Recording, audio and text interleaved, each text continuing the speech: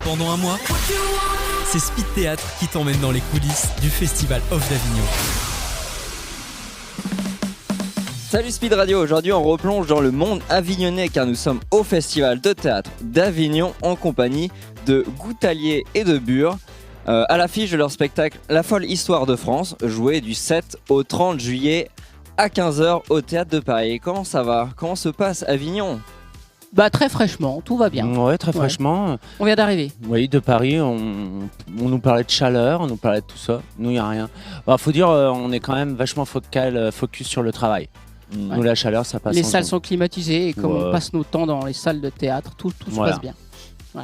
Quelle histoire. Alors la France est un pays avec un passif assez riche, la Gaule, les batailles, les châteaux, le bas Moyen-Âge, Avignon avec le château, La cité le des palais papes. des papes évidemment, château de la Renaissance, voilà, les rois, la Révolution, enfin bref, il y a beaucoup de choses et sa population. Bref, c'est un patrimoine sacrément riche et quand on doit bosser dans l'éducation nationale, en tant que prof, franchement ça doit être un sacré casse-tête à expliquer le passif de la France à des élèves quoi. Vous parlez de passif, je parlerai plutôt de passé. Et oui. Voilà, je vous sens venir. Non, mais c'est plutôt intéressant. En plus, le principe du spectacle, c'est qu'on plonge le public au stade donc d'élèves, ou plutôt d'élèves en heure de colle. Donc, Tout le monde est en heure de colle. oui. Voilà, et vous vous retrouvez avec Terence, le pion. Le pion qui est agrégé d'histoire. Donc, et il va nous faire un contrôle d'histoire puisque Malik, ou Philippe selon les comédiens, arrive en retard et doit réviser son contrôle d'histoire. Et à partir de là, le spectacle commence. Et on révise les grandes dates de l'histoire, 1515, les régicides célèbres, et il y a de quoi faire. L'ordonnance de Villers-Cotterêts, qui a toute son importance. Vous le savez. Comme tout le monde. Exactement. Comment vous décrivrez vos personnages? Bah, disons que dans ce spectacle, comme dans toute pièce qui fonctionne, qui peut fonctionner, il y a un fort antagonisme quand même. On a le docte, le sachant, et puis plutôt l'idiot, et on a une intrigue principale qu'on vous a décrite et une intrigue privée entre les deux, une sous-intrigue. Donc effectivement, comme moi je m'oppose d'une certaine manière au collé, au public, en heure de colle, je vais aussi m'opposer à mon partenaire, à mon autre personnage en face, mon antagoniste. Donc, là aussi à la radio on peut peut-être pas voir, mais physiquement aussi. Oui, on est très différents. Samuel est donc le Ouais. grand, le pion le grand, et le cancre Rémi le petit. Même j'ai des attributs beaucoup plus protubérants. Ça, on peut pas toujours le Oui, voir mais ça à la radio radio. ça se voit pas. Ça se passe, Même ça passe, sur scène c'est pas clair. ça passe pas. Mais voilà, oui, donc effectivement il y a un duo comique. Voilà, le grand, le petit, le cancre, le lettré. Et avec puis un on joue retournement avec de ça. situation, on sait très bien qui va gagner à la fin, qui va se faire un peu être victime de son complexe de supériorité, on va dire. Mais Ne bon, spoil pas. ouais, effectivement.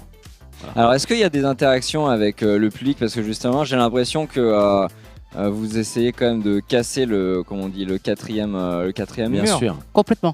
Tout l'intérêt, c'est d'être dans une vraie salle de classe, comme ça se passe, c'est-à-dire le professeur, d'une certaine manière, même si je suis surveillant, je suis pion, casse le quatrième mur avec les élèves. Là, on va les accueillir, on va prendre leur nom. Au début, on va élit nommer... les délégués. Exactement. Donc, c'est souvent des enfants. Donc, il y a comme ça une passerelle intergénérationnelle, puisque quelquefois on nomme des adultes âgés pour répondre. Donc, quand ils sont âgés, ils savent pas, c'est assez drôle. On retrouve les bons élèves, on ouais. retrouve les cancres, on retrouve les faillots. Voilà. Voilà. On leur demande d'où ils viennent aussi. Donc, il y a une lutte de région. En plus, il y a une carte de France, une vieille carte de France. Donc, on voit bien que les régions, c'était pas encore réunifié. Hein. Le Nord n'était toujours pas en France, etc. Donc, quand ils nous disent on vient de Lille, voilà, il y a toujours un petit hommage. Comme vous le disiez, quelque chose qui répond à l'histoire de France dans le public. Donc on les met un peu les uns contre les autres et une fois qu'ils ont fini de se battre, le spectacle commence On au arbitre. bout de 20 à 25 minutes. Vous avez des anecdotes sur des fois des interactions avec le public Alors des là, choses assez, tellement. on a été, nous on peut pas, mais on a été témoins puisque on est Il y a plusieurs. deux équipes. Il y a deux oui. équipes. C'est assez intéressant. On fait Jeanne d'Arc, donc, et on fait aussi Ravaillac, l'exécution de Ravaillac. Et donc, il y a, on le savait, au Moyen-Âge, hein, la religion était là, l'Inquisition, etc. Et dans le public, ce jour-là, il y avait un prêtre, un vrai prêtre. Alors, au début, Le prêtre Robert. Robert, il s'appelait Père Robert. Au début, on a cru que c'était un comédien qui venait en costume, ça peut arriver, vous savez, sur le festival. Que nenni, c'était un vrai. Un vrai. Mm. Donc, il y a eu une extrême onction à Ravaillac. Enfin, voilà, le comédien qui joue mon rôle s'est servi de ça. Voilà, en date, la dernière chose qui me vient. Sinon, on s'amuse aussi avec les délégués à les mettre à l'endroit du délateur. Parce que moi je leur dis, vous surveillez la classe, donc il y a un avantage et un inconvénient. L'avantage c'est que tu es mon protégé, l'inconvénient c'est que tout le monde te déteste. Voilà, et alors ça fait marrer, et après il va faire ses petites facéties, et moi je vais revenir, je vais dire tout s'est bien passé, il me fait non, lui il a fait quelque chose qu'il ne faut pas. Et donc moi je dis c'est ça aussi l'histoire de France, la délation. Et tout le monde l'applaudit, voilà. On essaye de ranger tout le monde à une place un peu quelquefois gênante, mais toujours humoristique, parce que l'histoire après tout c'est une vaste crise de rire. Et 2 équipes de spectacle? Ou ça reste quand même... Ah oui, complètement. Non, on est 2 équipes, en plus on se connaît très bien. Nicolas Pierre, donc, qui dirige le projet, qui est un peu à la tête, Nicolas Pierre et Farhad Kerkeni, qui ont créé le spectacle, ont vraiment une vision très très claire du spectacle. On va tous dans la même direction, voilà. Ça c'est sûr. On est vraiment Après, on a tous nos pour, personnalités, on a tous un petit peu oui. nos préférences. Mais en général, c'est quand même le même spectacle. Mais même avec les mêmes acteurs, tous les jours, c'est un spectacle différent aussi, puisqu'il y a beaucoup d'interactivité. D'un jour sur l'autre, c'est 2 spectacles différents, quoi qu'il arrive. On part de nous, c'est-à-dire moi, je fais mon prof tel que je concevrais dans l'absolu si j'étais prof, et lui son cancre. Donc on a chacun notre passé. C'est ça. À travers notre métier de comédien, moi je peux faire des conférences des fois dans la vraie vie.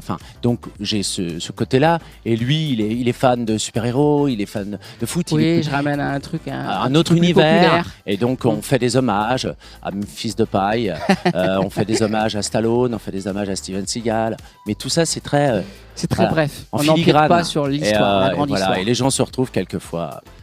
Qu'est-ce qu'on a en vert à un moment sur une carte? Les Stéphanois. Les Stéphanois, voilà. Et là, je fais surtout, ne dis pas de gros mots. Enfin voilà, il y a des choses comme ça. Voilà. Alors quand il y a les Lyonnais sont dans la salle. Voilà, c'est la folie. On a eu un quart d'heure d'ovation l'autre fois. Ce festival n'est pas fait pour nous. On ne peut pas rester dans nos marques. Et pourquoi le titre, c'est quoi votre définition de la folle histoire de France?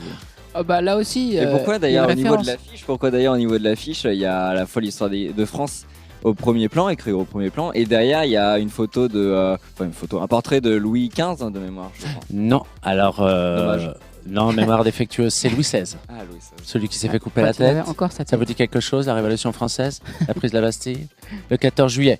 C'est un jour férié. Voilà, ça on s'en rappelle. Les pétards, ça c'est autre chose. On les fume. Voilà.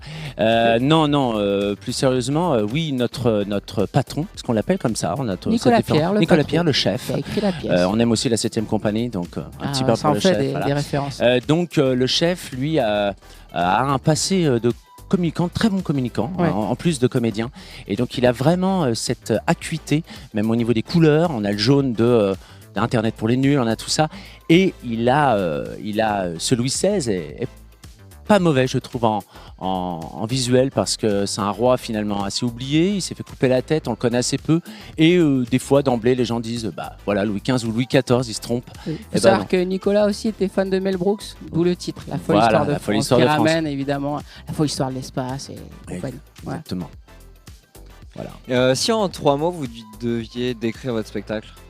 3 mots. 3 mots. Ou 4, c'est de chacun. Non, je suis pour le ternaire, moi. Oui, t'es franc-maçon, c'est ça? Oui, exactement.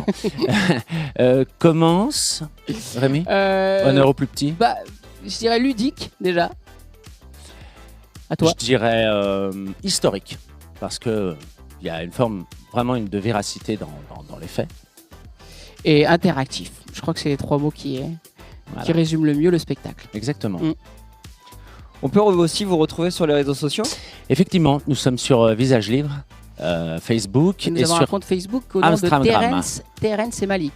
Terence et Malik, T-E-2-R-E-N-C-E, comme Terence. Et Malik. Voilà. M-A-L-I-K. Comme le roi. Voilà. .fr. Donc c'est un spectacle qu'on peut retrouver du 7 au 30 juillet à 15h au Théâtre Le Paris. Ça s'appelle La folle histoire de France. Merci d'être passé sur Speed Radio. Merci Speed Radio. Merci. À bientôt. Du mix et du théâtre, c'est Speed Radio. Découvrez toutes les émissions et podcasts sur le www.speed-radio.com.